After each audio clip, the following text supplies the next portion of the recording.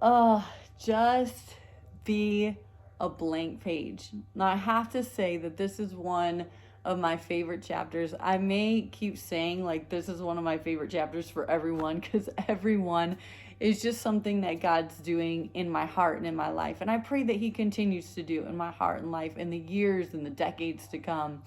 I once heard a quote from an amazing author, but he said, and I don't know exactly who it was because it was a conglomeration of a bunch of great authors in one book. Um, I think it was in the book Tribe of Mentors, but he said, write a story or write a book or create as if you're just creating for you, as if you have a bunch of people around you who are just like you, instead of trying to like figure out what this person needs to hear or what this person wants or anything like that. Why don't you just create and speak and journal and all of that just as if you were doing it for you? What would minister to you in this season? What would touch your heart? And so with that, I came into this concept of being a blank page. Just be a blank page. And I am convinced that no matter where we are in our walk with God, no matter where we are in the season that we're in, some of us may not even know if we really believe that God is real. I think God appreciates and loves that honesty.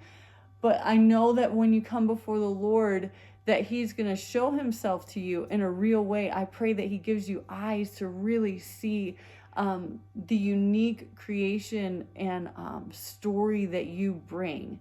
And so this chapter is all about being a blank page in the hands of the author.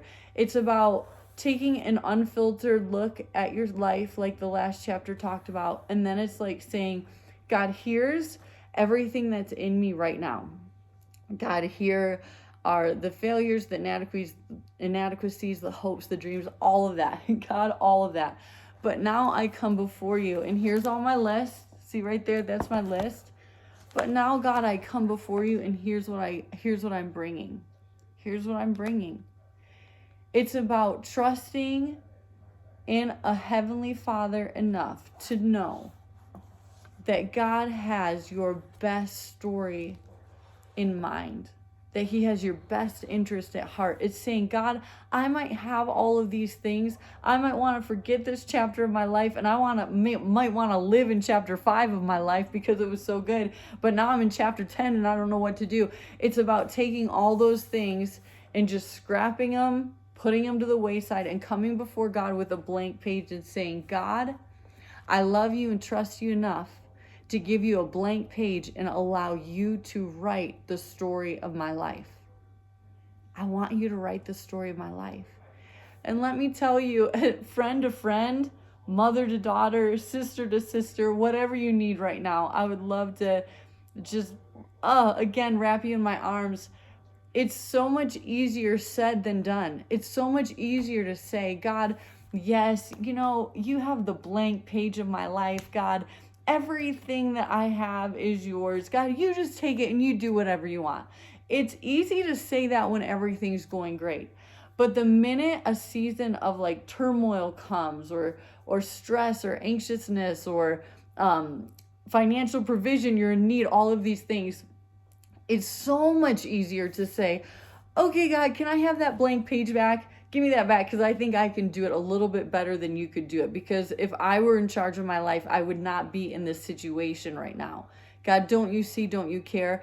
But let me tell you that the greatest author of all time wants to author the story of your life. And in his stories, they never end without hope. They never end without victory. They end victorious. They end with you achieving and being at the destiny that He has called you to be at. So if at every season, every stage, every chapter of our lives, we can take the time to say, God, right now in whatever year it is, right now it's 2020, but it may be 2021 or 2022, 2023 right now, whatever it is, God, I take this season of my life and I give it to you as a blank page. And God, I ask you to come in to write the story of my life however you see fit. So what parts of your story right now do you just need to release to God? You just need to put it to the wayside. You need to trust God, and you just need to give him that blank page. Because let me tell you, when you give him the blank page of your life, I believe that he's going to craft the most amazing story for you. One that's far better than you could have ever done on your own or ever even imagined. So let's just be a blank page in the hands of the greatest author of all time.